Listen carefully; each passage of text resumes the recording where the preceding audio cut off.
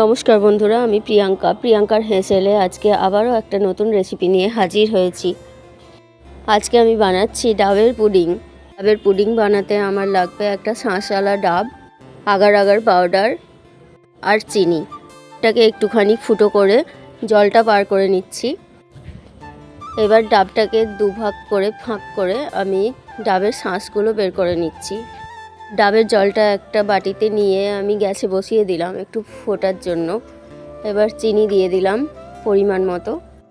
চিনিটা পুরো গলে যাওয়ার পর আগার আগার পাউডার 1 চামচ দিয়ে দিলাম, দিয়ে ভালো করে গুলিয়ে নিলাম। একটুখানি জাল উঠে গেছে, এবার আমি নামিয়ে নিচ্ছি। আর একটা বাটিতে নামিয়ে সেট হওয়ার জন্য রেখে দিলাম।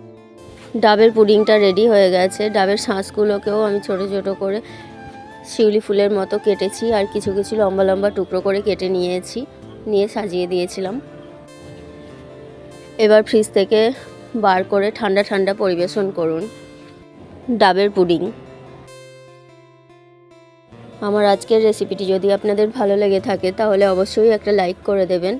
আর আমার চ্যানেলে যদি আপনারা নতুন হয়ে থাকেন তাহলে চ্যানেলটিকে অবশ্যই সাবস্ক্রাইব করে পাশে থাকবেন। আর আমাকে কমেন্ট করে জানাবেন বাড়িতে বানিয়েছেন কিনা।